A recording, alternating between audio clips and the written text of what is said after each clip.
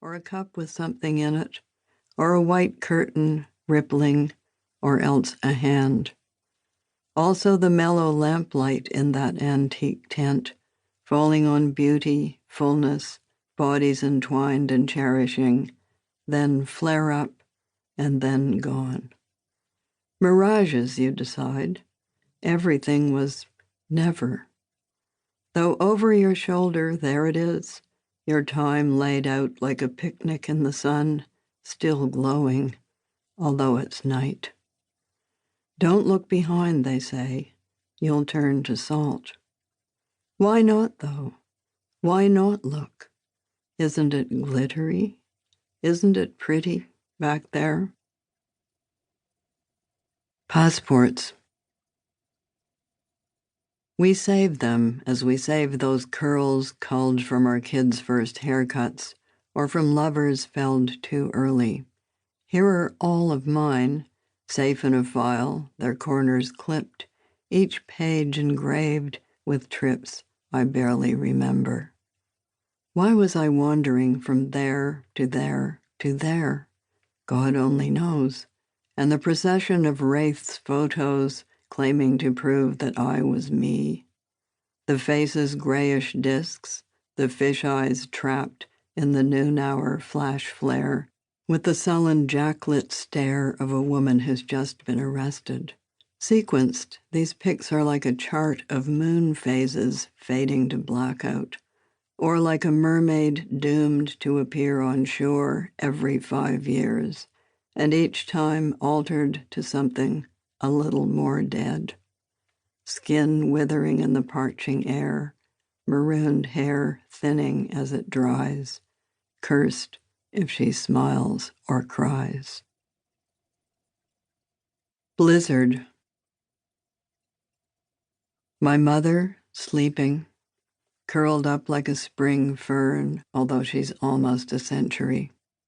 I speak into her topmost ear, the one thrust up like a wrinkled stone above the hills of the pillows. Hello, hello, but she shows a clenched resistance to waking up. She's down too deep, a diver plunged into dangerous caverns. It's blank in there. She's dreaming, however. I can tell by the way she's frowning and her strong breathing. Maybe she's making her way down one more white river or walking across the ice. There are no more adventures for her in the upper air, in this room with her bed and the family pictures. Let's go out and fight the storm, she used to say. So maybe she's fighting it.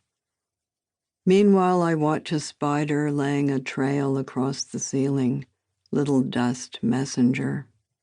The clock ticks and the day shrivels. Dusk sifts down on us. How long should I stay? I put my hand on her forehead, stroke her wispy hair. How tall she used to be. How we've all dwindled.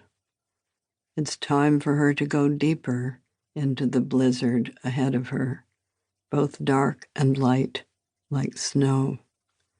Why can't I let go of her? Why can't I let her go? Coconut. There were more things to buy right after the war.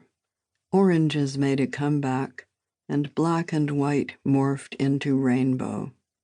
Not yet avocados, though suddenly, in the slack tide of winter in our cellar, a coconut materialized like the round, hard, hairy breast of some wooden Sasquatch.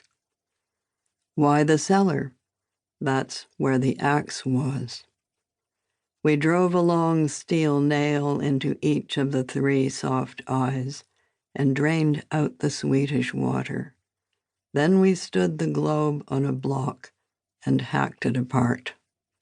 The pieces clattered over the floor, which was not clean back then in the age of coal and cinders.